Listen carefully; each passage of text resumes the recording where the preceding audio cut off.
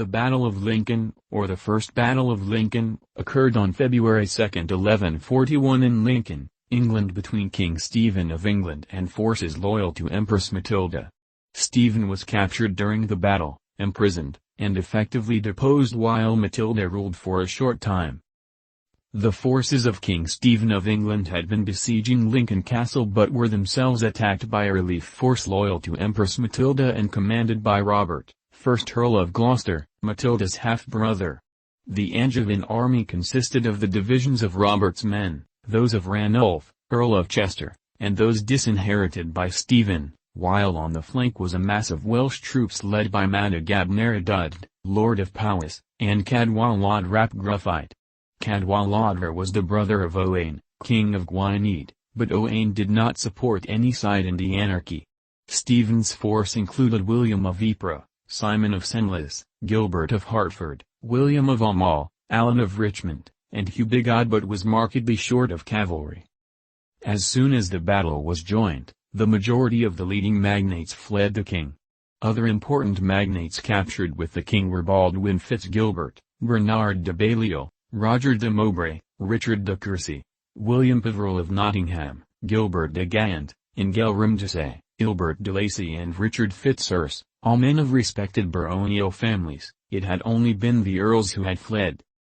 Even as the royal troops listened to the exhortations of Stephen's lieutenant, Baldwin Fitzgilbert, the advancing enemy was heard, and soon the disinherited Angevin knights charged the cavalry of the 5 earls. On the left Earl William Aumale of York and William Ypres charged and smashed the poorly armed, but full of spirits, Welsh division, but were themselves, in turn, routed in a moment by the well-ordered military might of Earl Ranulph, who stood out from the mass in his bright armor. The earls, outnumbered and outfought, were soon put to flight and many of their men were killed and captured. King Stephen and his knights were rapidly surrounded by the Angevin force. Then might you have seen a dreadful aspect of the battle, on every quarter around the king's troop fire flashing from the meeting of swords and helmets, a dreadful crash, a terrific clamor, at which the hills re-echoed, the city walls resounded. With horses spurred on, they charged the king's troop, slew some, wounded others, and dragging some away, made them prisoners. No rest, no breathing time was granted them, except in the quarter where stood that most valiant king, as the foe dreaded the incomparable force of his blows. The Earl of Chester, on perceiving this, envying the king his glory, rushed upon him with all the weight of his armed men. Then was seen the might of the king, equal to a thunderbolt, slaying some with his immense battle-axe, and striking others down. Then arose the shouts afresh, all rushing against him and him against all.